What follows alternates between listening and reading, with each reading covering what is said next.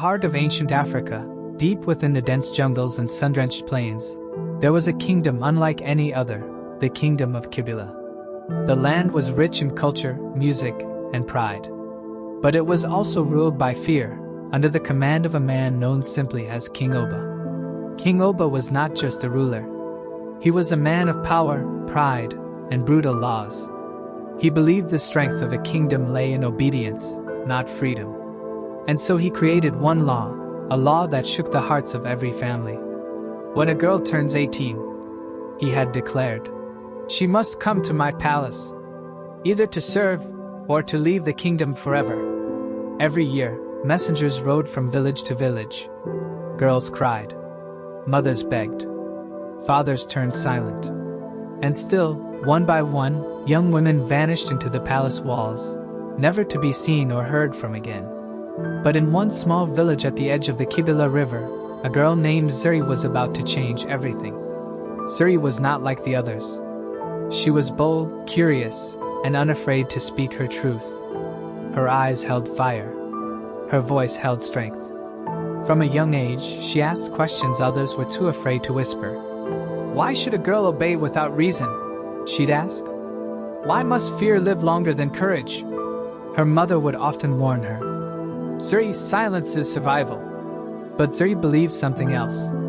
Silence is surrender. And so, when the day came, the day she turned 18, the royal messengers returned once again. The drums beat slowly as they announced her name. Zuri, daughter of Amma, the king summons you to the palace. Her village froze. Her friends gasped. Her mother's knees buckled. Everyone knew what that meant.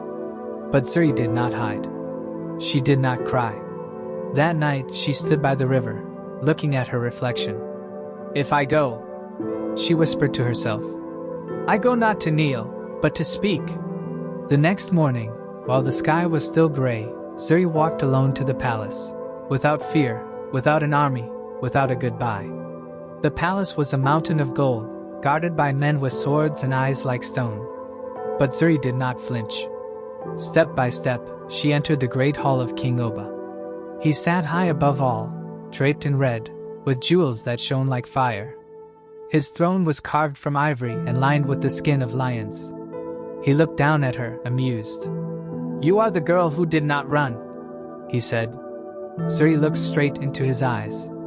I came to speak. King Oba leaned forward. Speak? No girl has spoken here before. Then let me be the first, Zuri replied. The room fell silent. Ministers exchanged glances.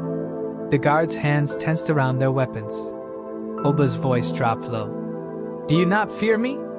No, said Zuri. He smiled.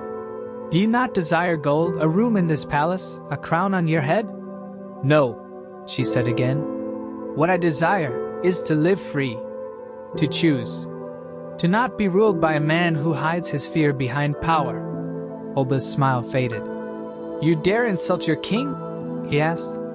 I dare to tell the truth, she said. You think you're brave? He growled.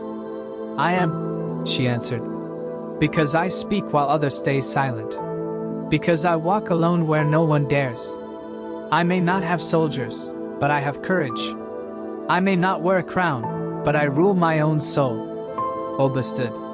The hall rumbled with the echo of his steps. But Zuri did not move. Not an inch. She looked up at him, eyes sharp, voice steady. You can force others to bow, but you can't force me to believe in your throne. And in that moment, for the first time in his long reign, the king did not shout. He did not punish. He did not win.